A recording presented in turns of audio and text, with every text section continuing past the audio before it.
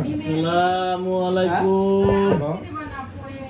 আজকে আমার কি বলে প্রতিবেশী ছোট ভাইয়ের ওয়াইফ ওর এক বার্থডে। তো আজকে বাংলাদেশে ক্লান্তি লগ্ন চলতেছে, আমাদের ভাই ব্রাদার সন্তানাদির মতো ছোট ভাই ব্রাদারকে মারতেছে, তার মধ্যে বার্থডে তো আসছে, করতে তো হবেই।